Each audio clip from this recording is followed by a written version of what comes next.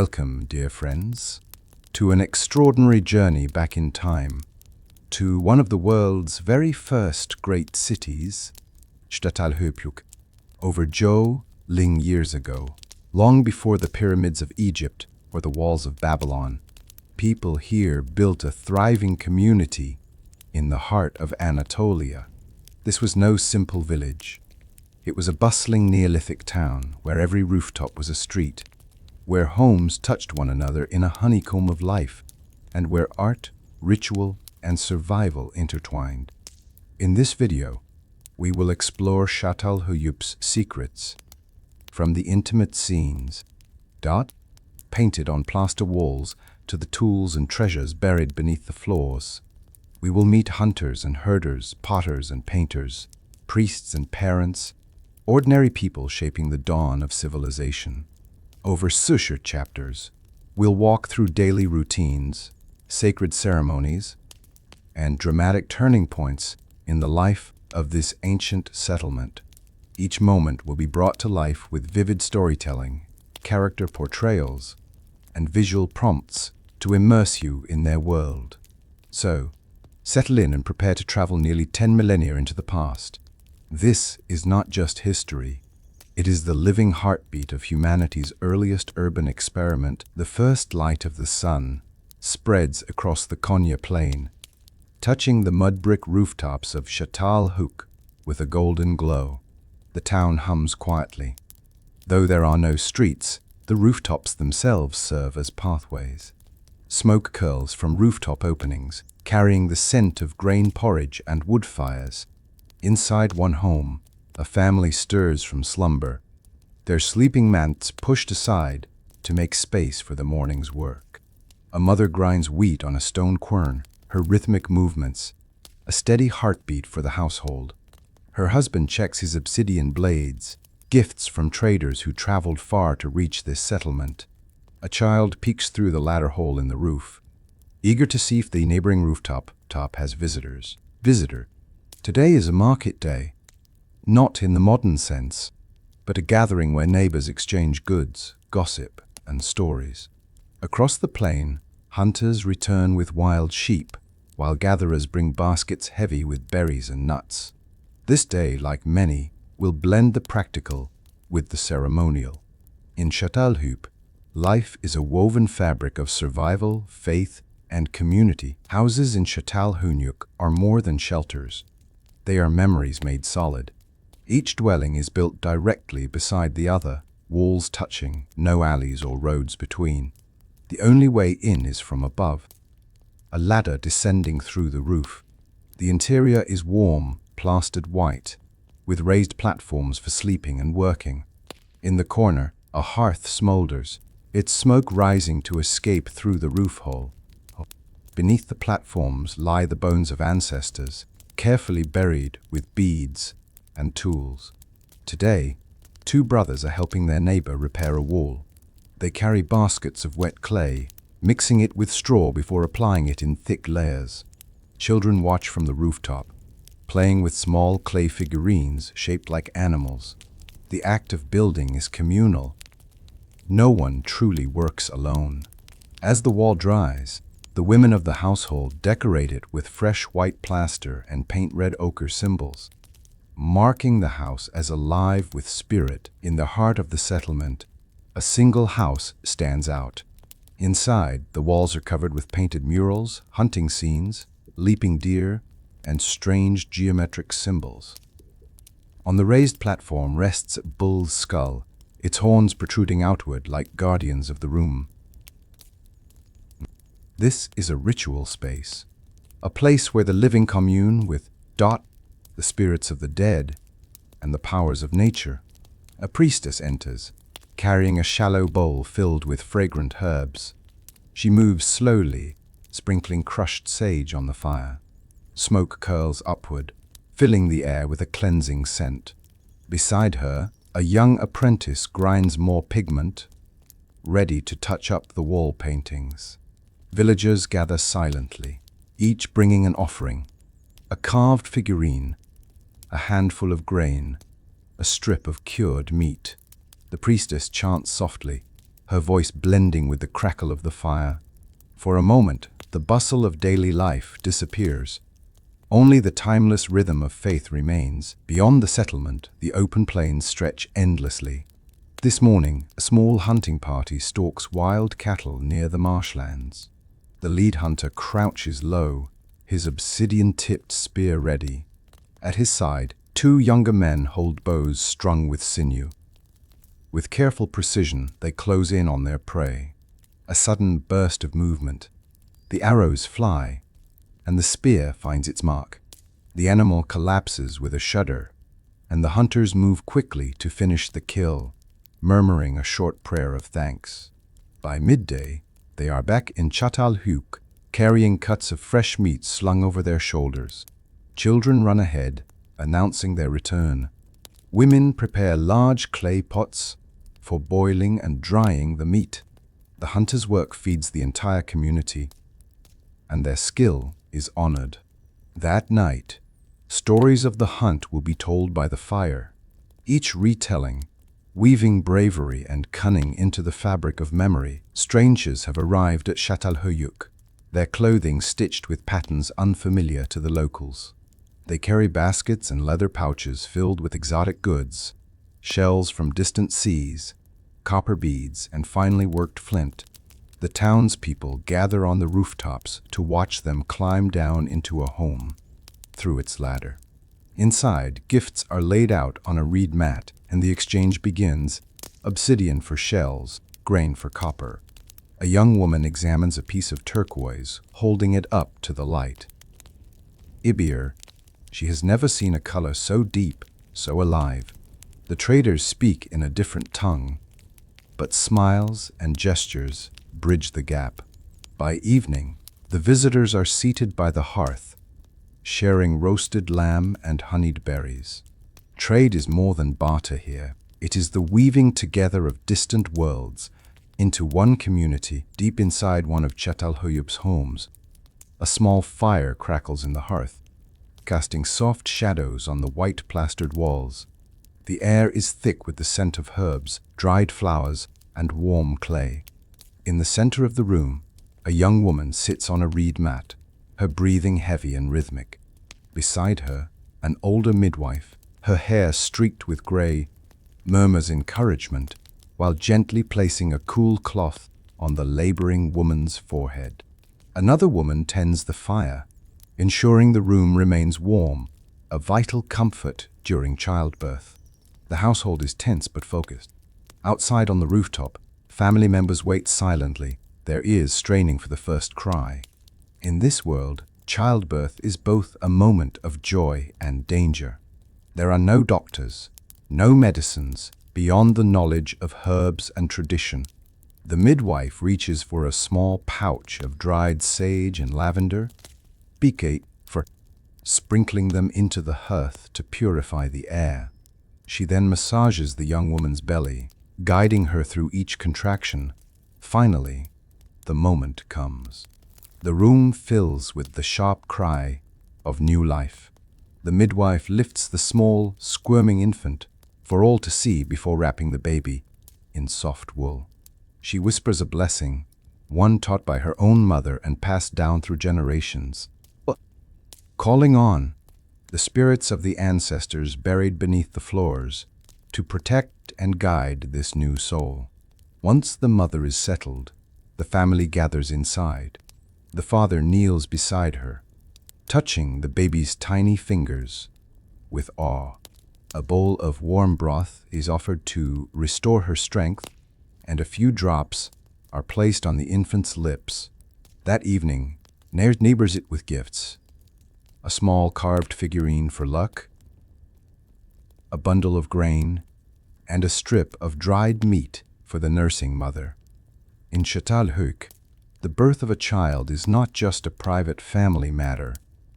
It is a communal celebration. Every new life strengthens the web of connections that binds the town together. And in this tightly woven community, the child will grow surrounded by many mothers, many fathers, and countless watchful eyes. In a corner of Çatalhöyük, the rhythmic thump of hands against clay echoes across the rooftops. The potter's workshop is little more than an open-air space sheltered by woven mats, but it is the heart of the settlement's craft production. Here, clay gathered from the riverbanks is kneaded, shaped, and transformed into vessels that will hold grain, water, and precious oils. A young apprentice crouches beside a low bench, pressing her fingers into a lump of wet clay. Her teacher, an older man with a patient expression, leans over to guide her hands.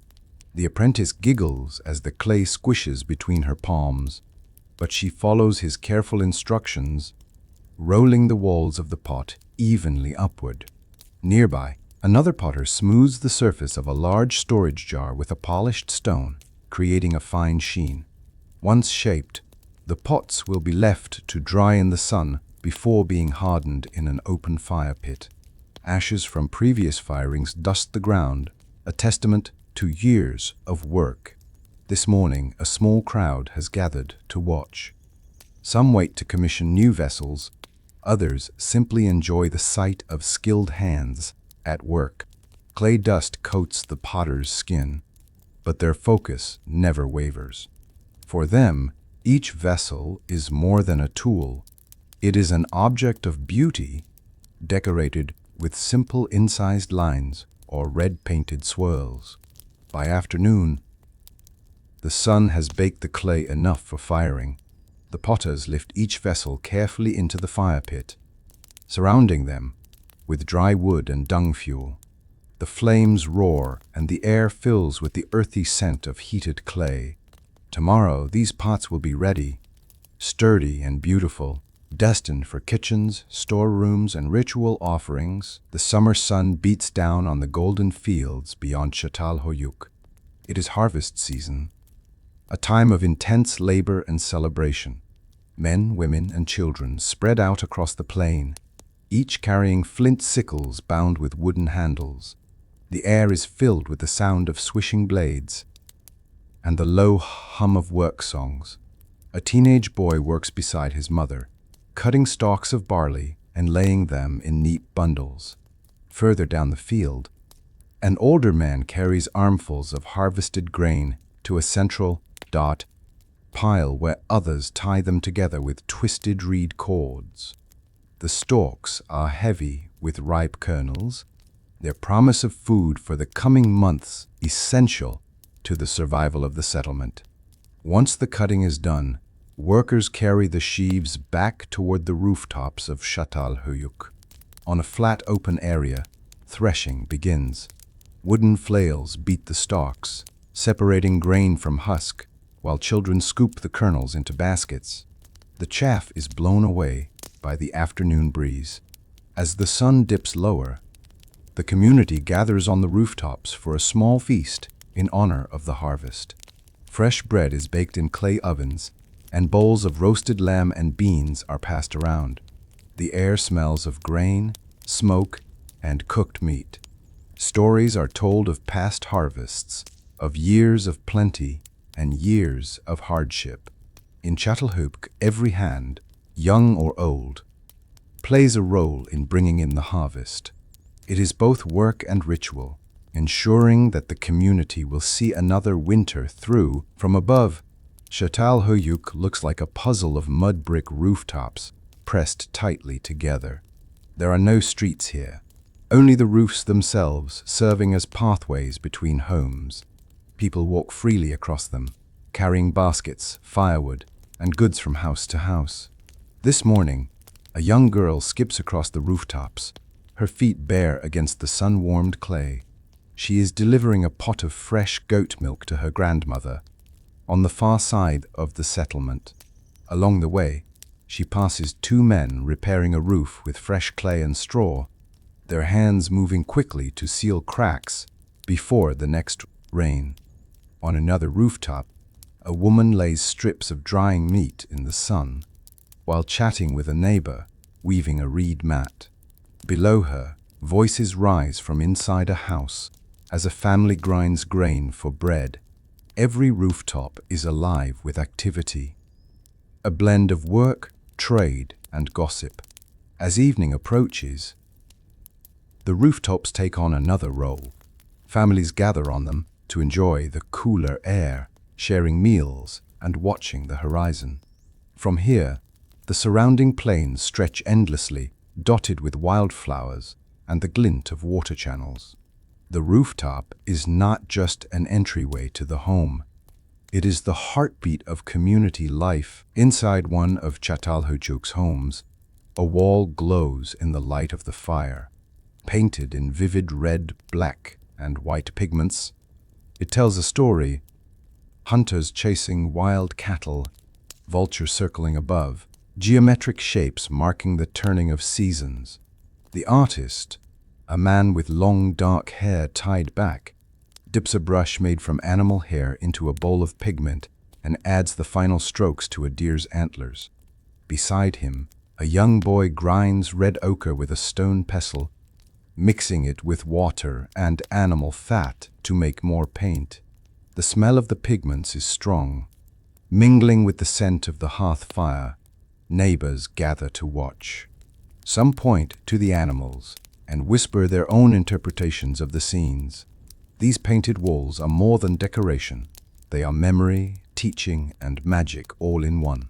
The images recall great hunts, warn of dangers, and honor the spirits that watch over the town. When the work is done, the artist steps back, satisfied. He will paint again when the seasons change, adding new layers to the wall's story. In Çatalhöyük, the past and present are not separate. They live side by side, painted in color for all to see. In the open space beside a home, the air smells of fresh meat and wood smoke. A wild goat, brought back from the morning hunt, hangs from a wooden frame. The butcher, a broad-shouldered man with skilled hands, sharpens his obsidian knife, its black surface gleaming in the sunlight. He works methodically, making clean, precise cuts. Each piece of meat is laid out on a reed mat while a woman sorts them. Pursed a woman for it. Some will be cooked immediately, others salted and hung to dry. Nothing is wasted. The hide will be tanned for clothing, bones shaped into tools, sinew used for bowstrings.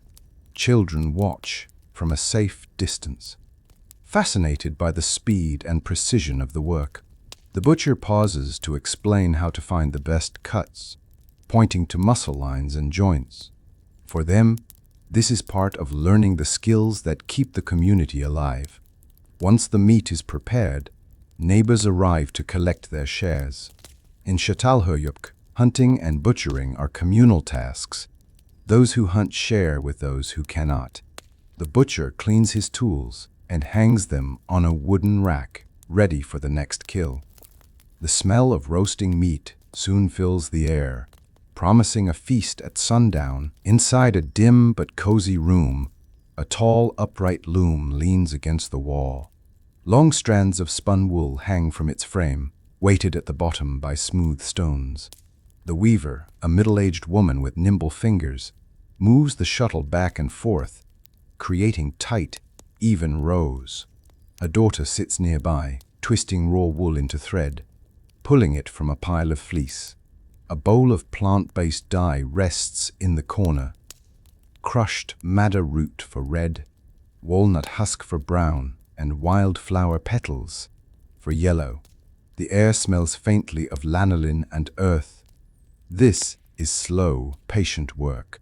The loom sings with the soft thunk of the shuttle and the whisper of wool sliding into place. Outside, neighbors stop to peek through the rooftop opening, admiring the growing fabric. Patterns of stripes and zigzags emerge, not just decoration, but symbols of family and identity. When the day's weaving is done, the woman rows the cloth carefully and stores it away. Some will be sewn into tunics, others traded for goods. In Çatalhöyük, woven fabric is as valuable as obsidian or grain, and the skill of weaving is passed down like a treasured story. The rooftops glow in the warm light of dusk. Tonight is a feast night, the end of a successful hunt and harvest. Families spread reed mats across the flat roofs, placing clay bowls of roasted lamb, barley bread, beans, and dried fruit. Fires crackle in rooftop hearths, sending the smell of cooking into the evening air. Musicians arrive with bone flutes and small frame drums. The rhythm begins softly, then builds as children dance in a circle, their laughter mingling with the music. Women pour fermented barley drink into cups, passing them around. Elders sit together, telling stories of past hunts and travels, their words drawing nods and chuckles. One man stands and performs a hunting tale, using exaggerated gestures to show the stalking of prey, the throwing of a spear, and the triumphant return. The crowd bursts into applause. As the night deepens, stars emerge over the plains, and the settlement glows with firelight and joy. Feast nights are more than celebrations. They strengthen the bonds between families, ensuring that in times of hardship, the community will stand as one. In a small corner of the settlement, the healer tends to her herb garden. Clay pots filled with sage, mint, yarrow, and other plants gathered from the plains. Mint, yarrow, and other plants gathered from the plains. Inside her home, bundles of dried herbs hang from the ceiling, their scents mixing in the air. A young man arrives, limping from an injury while hunting. The healer examines his leg, cleans the wound with boiled water, and grinds dried yarrow leaves into a paste. She applies it gently, wrapping the leg with strips of clean cloth. Nearby, an apprentice records the recipe by carving small marks into a clay tablet, a memory aid for the future. The healer explains which plants soothe pain, which stop bleeding, and which must be avoided entirely. Her work is both science and ritual. Before sending the young man home, she burns a pinch of sage, waving the smoke over him to chase away bad spirits. In Çatalhöyük, healing is never just physical, it is spiritual, rooted in belief as much as knowledge. The midday sun shines down on a rooftop where a group of children are playing. They have no toys from a market, only what they create themselves. One girl shapes a small clay figure of a bull, pressing tiny horns into place. Another boy carves a stick into a spear, pretending to hunt imaginary prey. Two older children draw patterns in the dust, creating a game where small stones must be tossed onto certain shapes. The rules are argued over loudly, then quickly forgotten as the game changes into a race across the rooftops. From below, a mother called her children to carry a basket of bread to a neighbor. The group disperses reluctantly, each clutching their handmade toys. Play in Çatalhöyük is both fun and practice. The children mimic the work of their parents, learning the skills they will need in years to come.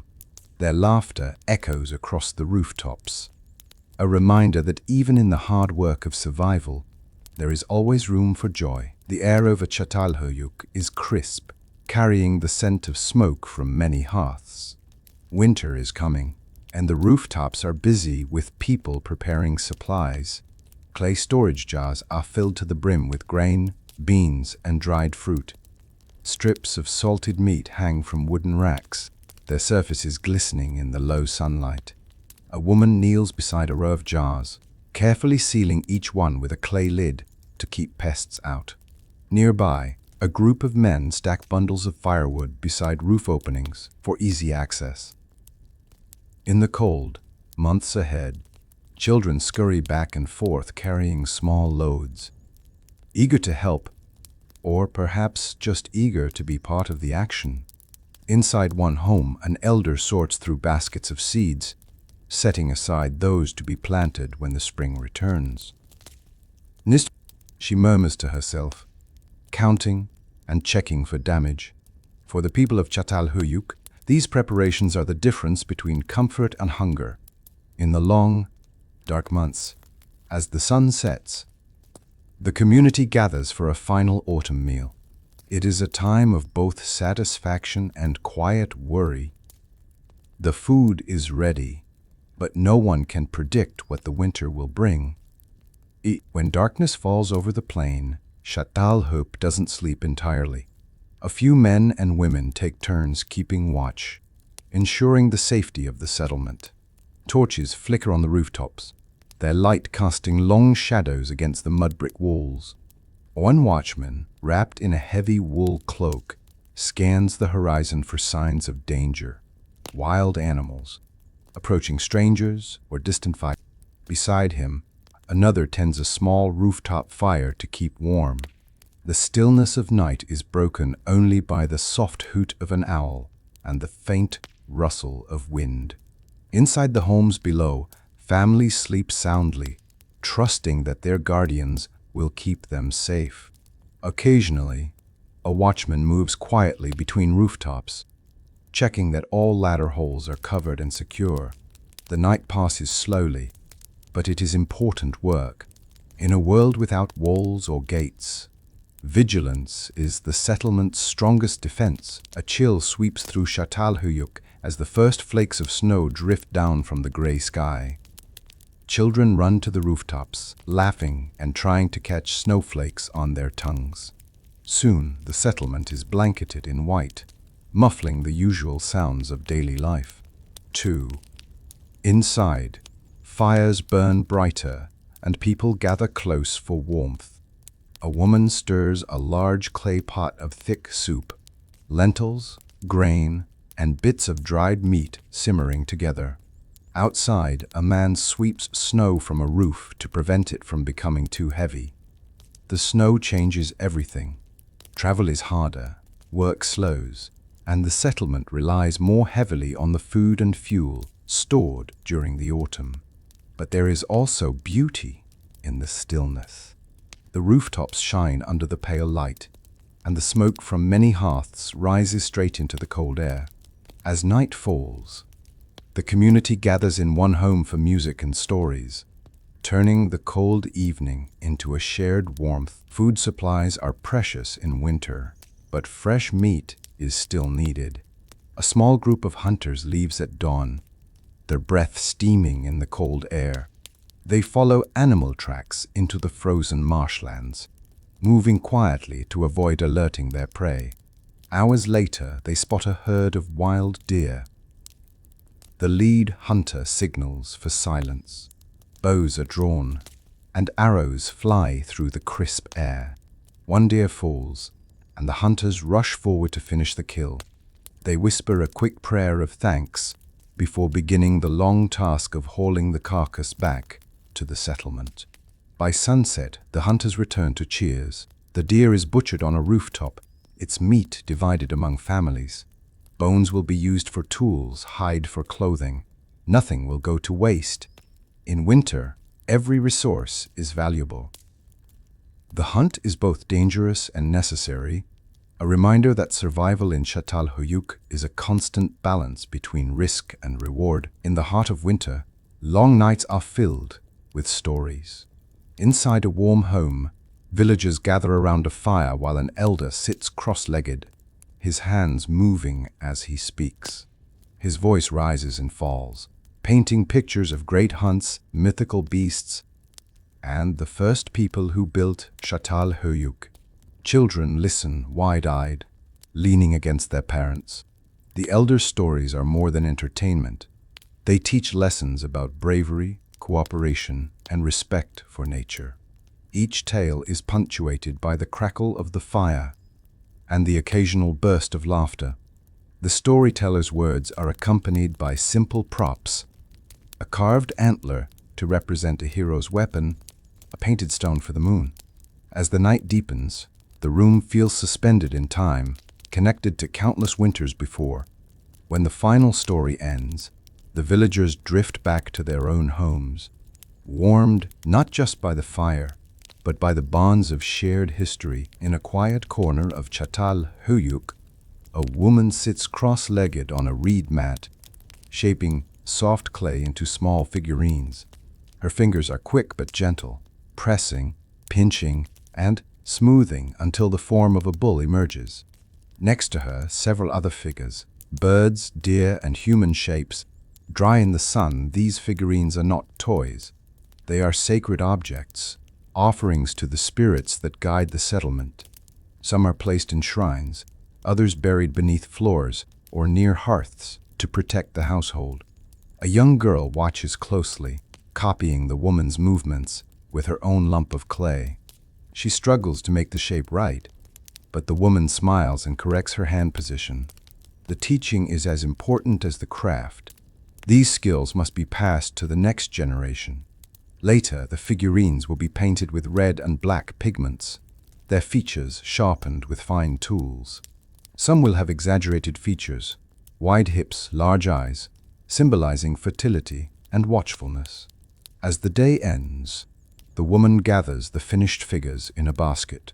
Tomorrow, some will be used in rituals, others kept safe for future ceremonies. In Çatalhöyük, clay is not just a material, it is a way to speak to the unseen. Inside a dim home, the air is heavy with the scent of burning herbs.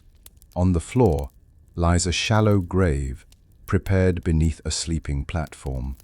The body of an elder, wrapped in woven cloth, rests nearby. Family and neighbors gather, each holding small offerings, beads, tools, and food. The burial is both solemn and intimate. A woman kneels to place a carved figurine at the elder's side, while a man lays a bone-handled knife across the chest. These are gifts for the journey to the spirit world. The priestess sprinkles red ochre over the body, her voice steady as she chants blessings. Slowly, the body is lowered into the grave and covered with earth. The platform above will soon be used again for sleeping, but beneath it, the elder will remain, part of the home forever. After the burial, the family shares a meal, telling stories of the elder's life. Grief and gratitude mingle in their words. In Çatalhöyük, the dead do not leave. They stay with the living. Under the very floors they walk, a group of men returns to Çatalhöyük, carrying heavy leather bags. Inside, black obsidian gleams like frozen drops of night. This volcanic glass, traded from distant lands, is prized for its sharpness and beauty. On the rooftops, craftsmen gather to inspect the pieces. One man tests an edge with his thumb, nodding in approval. Obsidian will be shaped into knives, arrowheads, and scrapers, essential tools for hunting, cooking, and crafting. A trader from another region sits with the locals, sharing dried fish and honey as they bargain. In return for obsidian, he will take back woven cloth, grain, and clay figurines. The exchange is lively but respectful. Both sides know the value of what they carry. By evening, the traders depart, and the craftsmen begin work. Flakes of obsidian litter the ground as blades take shape under skilled hands. Soon, these tools will serve the community in countless ways. Their sharp edges a link to far-off mountains. On a warm afternoon, villagers walk to the nearby river, carrying baskets and fishing nets. The water glitters under the sun, and reeds sway in the breeze. Women wade into the shallows, gathering edible plants and filling baskets with freshwater mussels. A group of men cast nets into deeper pools, pulling them back heavy with fish. Children splash at the edges, laughing as they try to catch minnows in their hands. Along the banks, others gather clay for pottery, kneading it to check its texture. The river is more than a source of food. It is a place for conversation, rest, and connection with the land. By sunset, the baskets are full. The group returns to Çatalhöyük with their catch, the sound of the river still in their ears. Tonight, fish will roast over rooftop fires, and the taste of fresh water will linger on every tongue. Inside a large home, a group of people works together to create a mural. On the wall, a red mountain rises, its peak spitting streams of black and orange. Below it, a cluster of square shapes represents the houses of Çatalhöyük. The artist dips a brush in red pigment, carefully outlining the volcanoes, slopes. Others fill in details: smoke, animals, and human figures. Children hand up bowls of paint, eager to be part of the work. This mural is not just art, it is history. The volcano, visible in the distance, once erupted, and its story has been told for generations. Painting it ensures the memory will not fade. When the mural is complete, the villagers step back to admire it. The fiery mountain looms over their painted town, a reminder of nature's power and their place within it. The arrival of spring brings one of Çatalhöyük's most important celebrations, the Festival of Renewal. Rooftops are decorated with fresh green reeds and garlands of wildflowers. Families clean their homes thoroughly, sweeping away the dust of winter and repainting the walls with fresh white plaster. At midday, the villagers gather in the central open space. The priestess leads a procession, carrying a bowl of water from the river. She sprinkles it over the crowd, symbolizing the washing away of misfortune.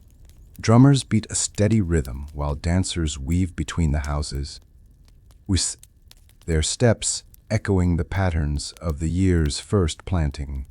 Children release small clay figurines into the river, sending wishes for health and prosperity. The air is filled with music, laughter, and the scent of roasting meat. This is more than a celebration of the season. It is a ritual binding the community together, ensuring that everyone enters the planting season with hope. Hope. By nightfall, the fires burn low, and families return to their homes, ready to begin the work of another year. After heavy spring rains, several roofs in Çatalhöyük need urgent repairs. Men and women work side by side, carrying baskets of wet clay mixed with straw. The material is spread evenly across the rooftops, sealing cracks where water has seeped in. One man kneels, pressing the clay firmly into place, while a woman smooths the surface with a flat wooden tool. Children help by fetching water from nearby jars, pouring it into the clay mixture to keep it workable. Repairing a roof is communal work. Neighbors help one another, knowing that a leak in one home can weaken the structure of another. By afternoon, the rooftops gleam with fresh clay, drying in the sun. The smell of earth and straw fills the air, and the settlement feels renewed. At dawn, a herder opens the pen, and a small herd of goats trots out onto the plain. Their bells jingle softly as they spread across the grass. The herder, a young man, walks behind them with a long stick, guiding them toward fresh grazing. Two children run alongside, tasked with keeping the youngest goats from wandering too far. As the herd settles, the man checks each animal for injuries or signs of illness. Midday brings rest. The goats lie in the shade, while the herder carves a small wooden flute, its notes drifting across the fields. By late afternoon, the herd is rounded up and led back to the pen. The goats are milked, their milk poured into clay jars for storage or cheese-making. In Çatalhöyük, herding is more than a job. It is a daily rhythm that feeds the entire community. With the frost gone, it is time to plant. The fields get men and women, breaking the soil with wooden digging sticks and spreading seeds saved from the previous harvest. The earth is dark and rich, promising good growth. A woman scatters barley seeds in careful rows while her son follows, covering them lightly with soil. In another patch, a man plants lentils, singing a planting song that his family has sung for generations. The melody drifts over the field, mixing with the calls of birds. Planting is not just work. It is a prayer for the months ahead. The seeds carry the community's hope for a plentiful harvest, and every handful is placed with care. By day's end, the fields are a patchwork of freshly turned earth, ready to receive the sun and rain. Beyond the settlement, a group of villagers approaches a rocky outcrop known to house wild bees. They carry smoking torches to calm the insects and woven baskets to hold the honeycombs. One man climbs carefully to reach the hive, moving slowly to avoid alarming the bees. He cuts away sections of honeycomb, passing them down to a woman who places them gently into the basket. Third, the sweet scent of honey fills the air, mixing with the sharp smell of smoke. This is risky work. Even with the smoke, stings are common. But honey is a treasured food, used not only for eating but also for preserving fruit and making fermented drinks. By midday, the baskets are full. Back in Çatalhöyük, the combs will be pressed to release the golden honey, which will be stored in. The wax will be saved for waterproofing and lamp fuel. Every drop is precious, a gift from the wild. Spring brings not only planting but also the time to shear the sheep. In a pen just outside Çatalhöyük, the animals huddle together, their thick winter coats ready to be removed. The shepherd, a sturdy man with sun-darkened skin, works with calm precision, holding each sheep gently but firmly as he cuts away the fleece with sharp, obsidian shears. A woman gathers the wool in large bundles, shaking out bits of straw and dirt. Children help by sorting the cleanest fibers from the tangled ones. The air is filled with the scent of lanolin, earthy and warm. The sheared sheep look lighter, trotting off to graze once their turn is over. The wool will be washed in the river, spun into thread, and woven into cloth over the coming months. This work ensures the community has material for clothing, blankets, and trade. By day's end, the bundles of wool are piled high, a promise of warmth for the year ahead. On a bright afternoon, the scent of baking bread drifts across the rooftops. Women gather around a clay oven, its rounded form glowing with heat. One kneels to check the embers, adding dried dung fuel to keep the temperature steady. Dough, made from ground barley and water, is shaped into flat rounds and pressed against the hot inner wall of the oven. The bread puffs slightly, its surface browning in spots. A young girl carefully uses a wooden paddle to remove the finished loaves, placing them in a reed basket lined with cloth. This is more than cooking. It's a shared ritual. As the bread bakes, the women talk about the planting, the weather, and the latest news from traders. Soon, bowls of lentil stew appear, and fresh bread is torn and dipped into the thick broth. The oven's warmth is welcome, and the laughter of the bakers fills the air as the work continues into the afternoon. Beside the river, a group of women and men sit weaving mats from long, flexible reeds.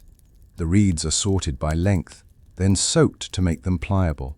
Working in pairs, they twist and braid them into tight, sturdy patterns.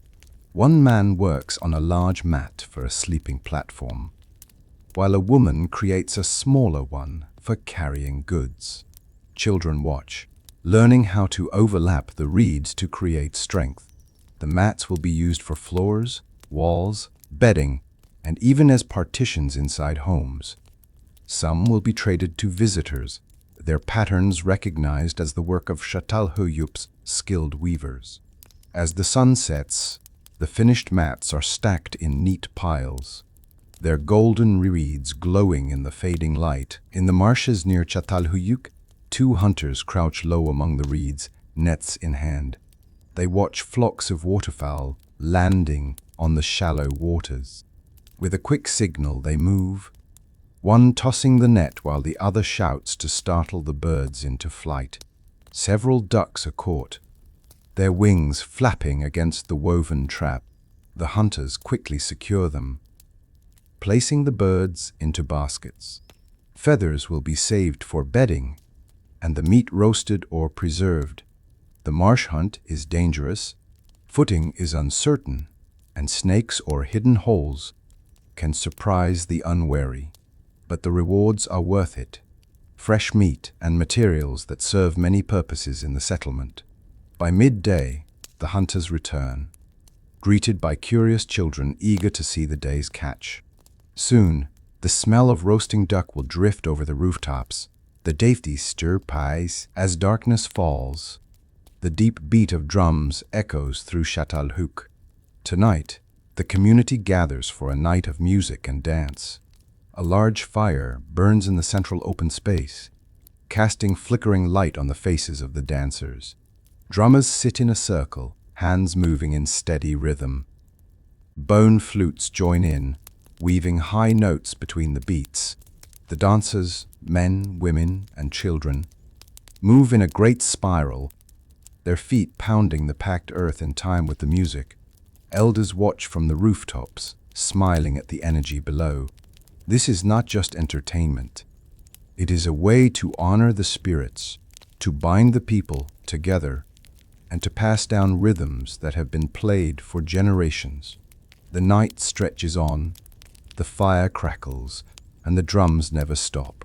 Long after the dancers rest, the sound continues, carrying into the dark plains beyond. In a small workshop lit by sunlight from the roof hole, two men sit cross-legged, working with long animal bones from past hunts.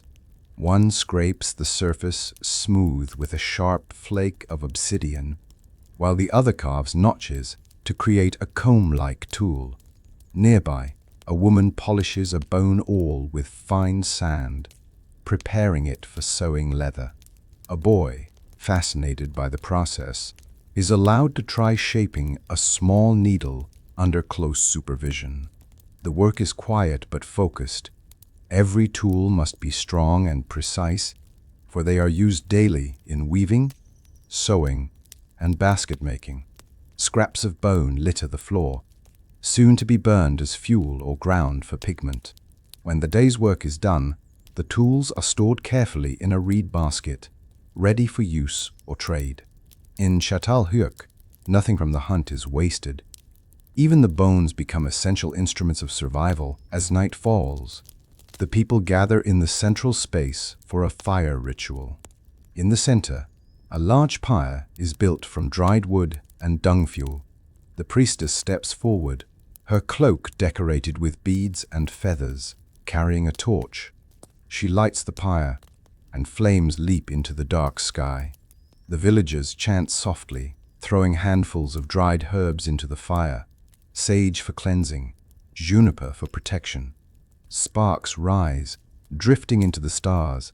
This ritual marks the turning of the season, a way to honor the spirits and invite good fortune. Children are brought forward to walk slowly around the fire, their faces glowing in the light. The smell of herbs and smoke fills the air, mingling with the steady drumbeat from the musicians at the edge of the circle. By the end of the night, the fire burns low, leaving only glowing embers. The people disperse, carrying the warmth and blessing of the fire back into their homes. At dawn, a group of men and women walk to the river, carrying reed baskets and woven nets. The morning mist clings to the water, and fish can be seen darting beneath the surface. Two men wade into the shallows, holding the net between them, while a woman stands ready with a basket to collect the catch. With a quick sweep, the net closes, trapping a wriggling mass of silver. Children cheer from the bank as the fish are transferred into baskets. Others sit along the shore, fishing with simple hooks made from bone. The catch is plentiful, and soon the baskets are heavy. The fish will be eaten fresh or dried on racks for storage. The return to Çatalhöyük is lively, with laughter and splashing as the group walks home, the smell of fresh river water clinging to their clothes. On a warm day, the rooftops become a market. Families lay reed mats and arrange goods, baskets of grain, strips of dried meat, woven cloth, and clay pots. Traders from other regions arrive, carrying copper ornaments and exotic shells. People browse, trade, and chat, the air filled with the smell of fresh bread and roasting meat. A man examines a polished stone axe, bargaining with the seller over its price. Nearby, a woman sells jars of honey, attracting children with promises of sweet treats. The market is not just for goods. It's a place for news and friendship. People share stories of the planting, the hunts, and the weather. By afternoon, the traders pack their remaining goods and move on, leaving the settlement buzzing with new acquisitions and fresh gossip. As the year ends, Çatalhöyük gathers for a final communal feast.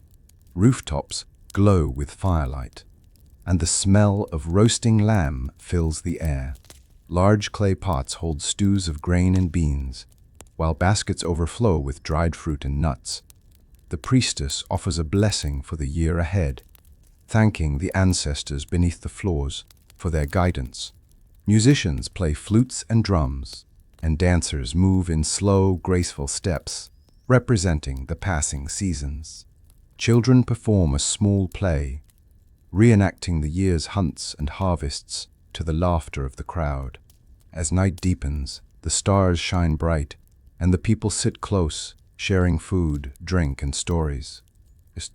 This gathering marks the close of one cycle and the beginning of another, a reminder that in Çatalhöyük, life is a continuous thread, woven together by the hands of the living and the spirits of the past. And so, we leave the rooftops of Çatalhöyük, where life flowed without streets, where homes stood side by side, and where every wall, tool, and song was woven into the fabric of a community that thrived nearly jolting years ago. We have walked with the hunters and herders, listened to the weavers and storytellers, watched the potters, farmers, and healers at work. We have joined in the feasts, witnessed the rituals, and felt the heartbeat of a people whose lives were shaped by the land, the seasons, and the spirits of their ancestors. Though centuries separate us, their story is not so distant. The bonds of family, the rhythm of work, the joy of celebration, these threads run through our own lives today. Çatalhöyük reminds us that the roots of our shared human story run deep, and that even in the earliest towns, cooperation, creativity, and belief were the cornerstones of survival. As we step back into our own time, let us carry with us the echoes of their songs, the warmth of their hearths, and the enduring spirit of a community that once flourished on the Anatolian plain. Thank you for joining this journey into the Neolithic world.